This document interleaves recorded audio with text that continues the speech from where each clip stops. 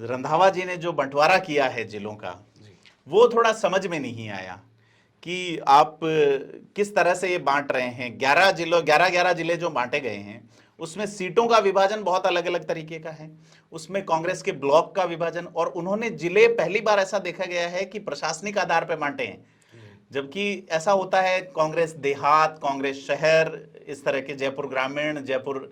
तो ये समझ में नहीं आया सर, क्या चाहते हैं आखिर प्रभारी, या उनका क्या कोई नया? देखो, इसका जो लब्बुलुबाब है प्रदीप जी, जो आरोप ओवैसी खास तौर पर लगाते हैं कि कांग्रेस मुस्लिमों को या मुस्लिम मतदाताओं को सेकंड ग्रेडेड मान करके चलती है, या ये मान करके चलती है कि वो तो उनसे कहीं बाहर नहीं जाएंगे जी। वो आरोप ये भी लगाते हैं कि उनको वक्फ मंत्रालय मिलता है, अल्पसंख्यक मामलात मंत्रालय मिलता है जी। हालांकि बीजेपी में यूनुस खान को पीडब्ल्यूडी दिया गया, उनको ट्रांसपोर्ट दिया गया, ये पहली बार ऐसा हुआ था जी। एक जमाने में तकीउद्दीन जो थे जयपुर के, उनको जेडीए का जो नगर विकास है उसका मंत्री बनाया गया था, यूडीएच को मंत्री बनाया गया। लेकिन इसको अगर आप पूरे इसको देखेंगे तो ऐसा लगता है कि काजी निजामुद्दीन, जो कि सबसे सीनियर थे, जो पहले से वेल कनेक्टेड है राजस्थान में, उनके पास में पिछली बार भी जिम्मेदारी रही, पिछले चुनाव में वो यहाँ पे प्रभारी रहे, उनको एक तरह से उन इलाकों में समेट दिया गया है जहाँ पर कांग्रेस का प्रभाव लगातार खत्म होता गया है जी। कहने को वो ये कह सकते हैं कि एक बड़ी जिम्मेदारी दी गई है ताकि इसको ठीक कर सके, लेकिन उससे ऐसा लगता है कि जो रिजल्ट आएंगे उसमें उनकी कदकशी की जा सके जी। काजी निजामुद्दीन इन 3 लोगों में जो चुनाव लड़ने वाला जो है उसमें सबसे सीनियर हैं, 3 बार विधायक रहे हैं, कुल 4 बार उन्होंने चुनाव लड़ा है।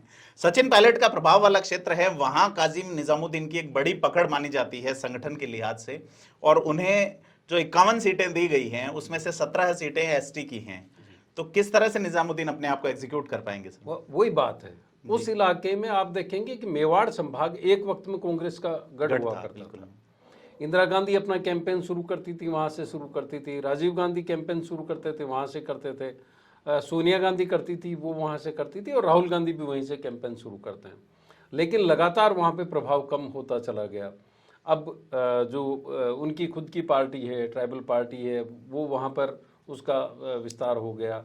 बीजेपी ने वनवासी कल्याण परिषद के जरिए जो काम किया था उसका प्रभाव वहाँ पर दिख रहा है, और मेवाड़ में पूरी तरह से कांग्रेस को बीजेपी ने समेट करके रख दिया। उस इलाके में उनको बनाया गया जहाँ पे उनका कोई वोट बैंक नहीं है, उस तरह का प्रभाव नहीं है।